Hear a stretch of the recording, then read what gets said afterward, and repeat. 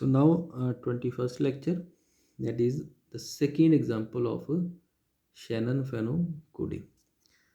क्या है स्टेटमेंट, क्या है? Apply Shannon Fano coding to messages of probabilities this given and find efficiency also. ठीक है, इसकी एफिशिएंसी भी फाइंड आउट करेंगे।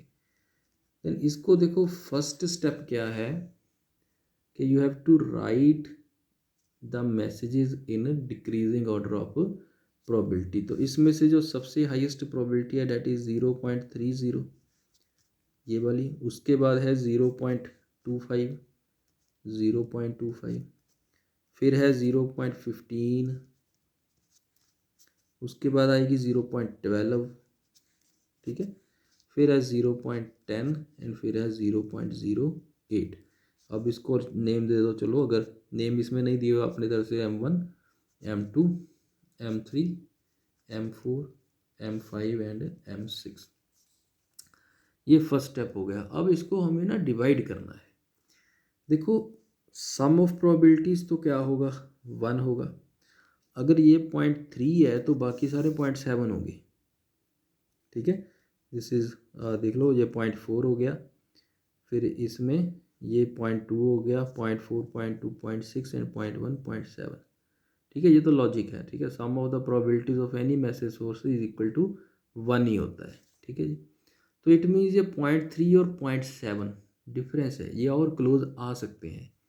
अगर मैं इसके साथ इसको कंबाइन कर दूं, इसके नेक्स्ट वाले को ही करना है, तो ये बन जाएगा 0.55, 0.55 और बाकी बन जाएगा 0.45। एज ये क्लोज है, फिर भी मीन्स इन दोनों का सम कितना है 0.55 और इन चारों का सम कितना है 0.45। तो ये फिर भी क्लोज है, हम यहाँ प्रोसीड कर सकते हैं। अगर एक और लेके चलोगे तो वो नीचे वाला ज़्यादा कम हो जाएगा, ऊपर वाला ज़्यादा इंक्रीज हो जाएगा। सो इट मीन्स इसको आप यहाँ पर ऐसे डिवाइड कर दोगे। सो दिस इज 0, 0, दिस इज 1, 1, 1, 1। ये अगेन 0.3, ये 0.25 है, फिर भी काफ़ी क्लोज है। वैसे भी दो ही हैं तो ये ऐसे ही बनेगा। तो ये 0, ये 1। इसमें देखो, अभी ये 0.15, बेसिकली ये 0.45 है टोटल। तो ये 0.15 और ये 0.27 हो गया, और ये 0.18 हो गया। और अगर इसको साथ ले जाओगे तो वो ठीक है, तो यही बनेगा और नहीं कोई बन सकता। ठीक है, अगर इसको अकेले को रोकोगे तो ये कितना हो जाएगा, 0.3 अकेला हो जाएगा। ठीक है, 0.3, 0.15, तो वो डिफरेंस ज़्यादा है दोनों में एज़ कम्पेयर टू 0.27 एंड 0.18, 0.27, 0.18। तो आप क्या करोगे, यहाँ पे इसको डिवाइड कर दोगे। सो दिस इज 0, 0, 1, 1। उसके बाद तो देख भी लो, बस इसको ऐसे कर देना है, दो ही रह गए ना। तो ये तो अल्टीमेटली इसकी कोडिंग क्या हो गई, फिर ये चला गया 0, 0 में, 0, 1, 1, 0, 0, 1, 0, 1, 1, 1, 0 एंड 1, 1, 1। इसमें हमारे पास और कोई भी पॉसिबिलिटी नहीं थी। जो भी हमने ये कोडिंग की है ऐसी हो सकती थी, और कोई आपके पास कोई ऑप्शन और अवेलेबल है ही नहीं कि आप ऐसे, आपके पास किसी क्वेश्चन में ऐसी भी आपके पास ऑप्शन हो सकती है कि जैसे मैंने ये लिखा ना कि ये दोनों 0.55 बन गए और ये चलो क्लोज जा रहे हैं, और अकेला और उनके साथ भी क्लोज रहे। मीन्स आपके पास किसी डिवाइड करने के लिए आपके पास दो ऑप्शन अवेलेबल हो, तो वहाँ पे फिर हिट एंड ट्रायल मेथड चलता है। वहीं पे शैनन फैनन कोडिंग फेल होती है। Then the next coding, Huffman coding, वो हम डिस्कस करेंगे। वो आपको नेक्स्ट एग्जाम्पल में आपको करा देता हूँ वो कैसे होता है। ठीक है, तो ये अल्टीमेटली बन गए हैं। इसमें आ गई हैं 2 बिट्स, देन 2 बिट्स, इसमें 3 bits, 3 bits, 3 bits and 3 bits. अब इसकी एफिशिएंसी फाइंड आउट करनी है। Efficiency is equal to H upon L bar. तो एच की वैल्यू क्या है, probability multiply log 2 of 1 by, तो प्रोबेबिलिटी कितनी है, डेट इज 0.3 है first, log 2 of 1 upon 0.3 plus 0.25 log 2 of 1 upon 0.25 plus 0.15 log 2 of 1 upon 0.15, then 0.12 log 2 of 1.0.12 plus 0.10 log 2 of 1.0.10 plus 0.08 log 2 of 1.0.08। तो इसको अगर आप सॉल्व करोगे साइंटिफिक कैलकुलेटर से हेल्प से, तो it will come out to 2.418 bits per symbol.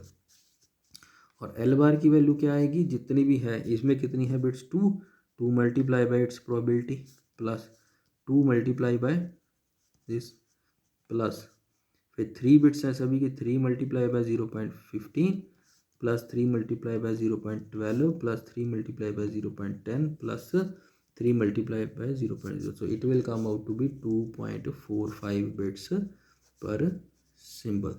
तो इसको अगर आप एफिशिएंसी फाइंड आउट करोगे H/L से तो उसकी वैल्यू आ जाएगी 97.6%। मीन्स अभी भी इसमें कोडिंग होने में अभी भी सम गैप डिफरेंस है, अभी भी आप इसको और स्मूथ और एफिशिएंट बना सकते हो। ठीक है जी। So this is the second numerical. अभी हम करेंगे थर्ड न्यूमेरिकल, जिसमें मेरे पास डिवाइड करने के भी 2 ऑप्शंस अवेलेबल होंगे। ठीक है। सो नाउ इसकी भी एफिशिएंसी फाइंड आउट करनी है। Apply Shannon Fano coding to these probabilities 0.4, 0.2, 0.12, 0.08, 0.08, 0.08 and 0.04। Already ये डिक्रीजिंग ऑर्डर में दी हुई हैं, तो आपको यहाँ पे लिख लेना है 0.4, 0.2, देन 0.12, 0.08, 0.08, 0.08 एंड 0.04। इसको आप ठीक है नेम दे लो, M1, M2, M3, M4, 5, 6, 7 messages हैं टोटल। तो अब देखो ये तो फर्स्ट स्टेप हो गया। Second step, sum of the probabilities 1। तो अगर ये 0.4 है तो बाकी कितना होगा 0.6। ठीक है। मीन्स अगर मैं यहाँ पे इसको डिवाइड कर दूँ तो ये 0.4 बाकी 0.6। अगर मैं एक को कंज्यूम कर लूँ 0.4, 0.2 तो ऊपर 0.6 बन जाएगा। बात तो वही रही ना। अगर मैं यहीं पे इसको डिवाइड करूँ तो ऊपर 0.4 है, नीचे 0.6 है। अगर मैं पहले 2 कंबाइन करके फिर डिवाइड करूँ तो ऊपर 0.6 चला गया, नीचे 0.4 चला गया। बात तो वही रही ना। इट मीन यहाँ पे तो मेरे पास 2 ऑप्शन अवेलेबल हो गई। अभी इस केस में हिट एंड ट्रायल है, आप दोनों से करके देखो। ठीक है। अगर लेट्स से फर्स्ट केस में मैं क्या कर लेता हूँ कि मैं दोनों को कंबाइन कर लेता हूँ, जो मैं यहाँ पे डिवाइड कर देता हूँ। तो यहाँ पे क्या आ गया 0, 0, 1, 1, 1, 1, 1। यहाँ पे क्या आ गया, दिस इज 0, 1। और इसको जे 0.4 है टोटल। ठीक है, क्योंकि 0.6 ऊपर चला गया तो 0. तो ये 8 to 0, तो ये 0.2 है, तो नेचुरली ये भी 0.2 है। ये दोनों 0.2 है तो ये भी 0.2 है, तो यहाँ पे डिवाइड हो जाएगा। It will be 0, 0, 1, 1, 1। तो ये आ जाएगा 0, 1। अब ये है, इन दोनों का देखो सम देखो 0.04 बनेगा। ठीक है। तो ये यहाँ पे डिवाइड होगा 0, 0 एंड 1।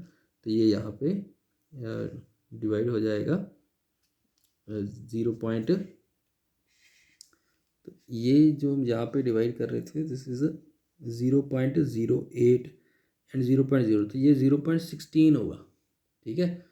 तो वो ज़्यादा डिफरेंस हो जाएगा। इसका क्या होगा 8 एंड 4, 12, 0.12।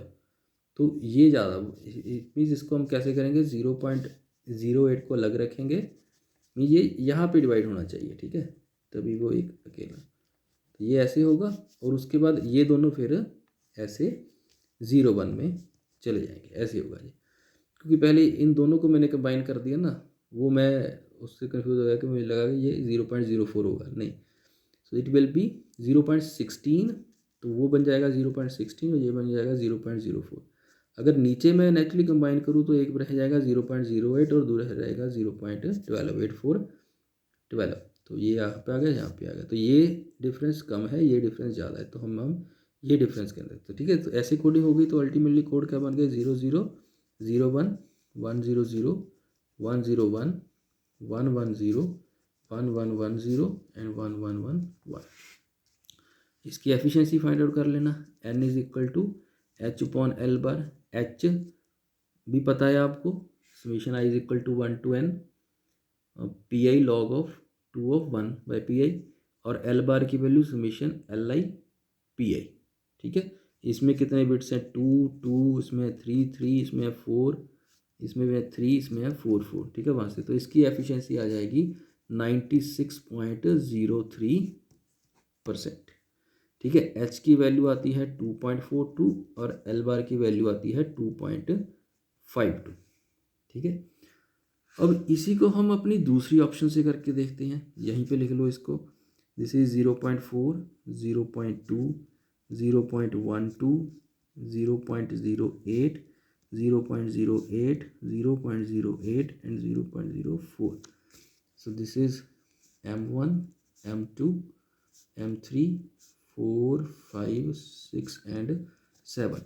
तो पहले मैंने क्या किया था कि ये दो किए थे। ठीक है, 0.6 ऊपर और 0.4 नीचे। अब मैं क्या कर लेता हूँ, 0.4 ऊपर और 0.6 नीचे, तो दिस इज 0 1 1 1 1 1 एंड 1। तो ये 0.6 रह गया नीचे। तो इसमें अब अगर हम देखें तो ये कितना बन जाएगा, दिस इज 2 2 4। ठीक है, और इनका सम करें जो भी क्लोज आता है, so it will come out to be, अगर हम इसको देखें तो 0.2 ये है, 0.6 है ये टोटल। तो 0.3 और 3 के जो 2 2 4, 0.32 है ये दोनों का सम 0.32 हो गया। तो नेचुरली इनका भी सम 0.3 के नियर होगा, ऐसी होगी ये डिवीजन। ठीक है ना, 0 टोटल है 0.6 मीन्स 0.3 0.3 बनना चाहिए ऊपर नीचे। तो 0.3 अगर नहीं बन रहा है एग्जैक्टली तो उसके क्लोज बनना चाहिए। तो इन दोनों का सम 0.213, 0.32, तो नेचुरली यहीं पे होगी और कोई ऑप्शंस अवेलेबल नहीं है। 0 0 1 1 1 1, तो ये तो हो गया यहाँ पे 0 1। अब इसमें देखो, अगर हम इसमें ये दो जाए तो ये है बेसिकली, ये होगा 0.16 दो का, और ये होगा 0.12। ठीक है, आई थिंक इससे नहीं होगा और कुछ भी, यही है सबसे ज़्यादा क्लोज 0.16 0. तो इसको आप यहाँ पे इसको ऐसे डिवाइड 0 0 1 1, उसके बाद ये 0 1 ये और 0 1 ये। तो ये इसके क्या बिट बन गए अभी, 0 1 0 0 1 0 1 1 1 0 0 1 1 0 1 1 1 1 0 एंड 1 1 1 1। सो इसको एक बिट आई, 3 3 4 4 4 4। अब इसकी एफिशिएंसी फाइंड आउट करो, n is equal to H upon H की वैल्यू तो वही रहेगी 2.42, वो तो प्रोबेबिलिटीज पे डिपेंड है, लेकिन एल बार उसकी लेंथ पे depend. Means 1 multiply by 0.4, 3 multiply bye 0.2, 3 multiply by this, सभी ऐसी मल्टीप्लाई करके उनका सम 1 multiply by 0.4 plus 3 multiply bye 0.2, तो एल की वैल्यू आ जाएगी इस केस में 2.48। तो अगर आप एफिशिएंसी देखोगे it will come out to 97.6%। Means वही शैनन फैनन कोडिंग में अगर तो ऐसे ग्रुपिंग की then you get lower efficiency, अगर ऐसे ग्रुपिंग की then you get higher source coding efficiency। means there is some hit and trial logic is there in the Shannon-Fennon coding and at this point it fails। ठीक है, क्योंकि अब कैसे पता, क्योंकि यहाँ पे तो डिवीजन सेम है ना, सेम हो रही है। तो इस केस में इसकी जो लिमिटेशंस हैं डैट इज कवर्ड और removed by the second type of source coding that is called Huffman coding. So ये हम अभी हमारे 22nd लेक्चर से स्टार्ट करेंगे। पहले वही हफमैन कोडिंग के स्टेप्स क्या हैं, फिर 2 3 4 एग्जांपल्स। जैसे शैनन फैनन कोडिंग की मैंने आपको 3 एग्जांपल्स करा दी। एक तो जिसमें एग्जैक्टली जो फर्स्ट वाली की थी, आई थिंक इसी पे की है, यस, इसमें तो एग्जैक्टली डिवीज़न पॉसिबल है, तो कोई इशू नहीं आया, जस्ट डिक्रीजिंग ऑर्डर में लिखना है और वैसे वैसे चलते गए। फिर सेकंड एग्जांपल की जिसमें कि एग्जैक्टली डिवीज़न पॉसिबल नहीं है, close to equal division possible हैं तो वो किया, लेकिन उसमें 2 ऑप्शंस कभी जनरेट नहीं हुए, तो वो भी हमने सॉल्व कर ली और उसकी एफिशिएंसी बना ली। फिर थर्ड वाला मैंने वो भी करा दिया जहाँ पे शैनन फैनन कोडिंग में 2 ऑप्शंस अवेलेबल हैं और ऑप्शंस एग्जीक्यूट करने के बाद दोनों में एफिशिएंसी डिफरेंट आ रही है। तो उस केस में अब हमें देखना पड़ेगा कि कौन सी ऑप्शंस को कंसिडर करके चलें। सो दिस को हम एक तरह की इसकी लिमिटेशन बोल सकते हैं। सो दिस इज ओवरकम और this is solved in the second type of source coding that is called Huffman coding. So in the next lecture we will start Huffman coding के स्टेप्स क्या हैं, कैसे कैसे proceed करना है, then step by step उसके जो भी एग्जांपल्स हैं उसके साथ उसको और अच्छे से क्लैरिफाई करके देख लेंगे। ठीक है। सो अभी आप शैनन फैनन कोडिंग को अच्छे से इसकी प्रैक्टिस करो, यही न्यूमेरिकल्स को दोबारा सॉल्व करके देखो with your own hands. Okay.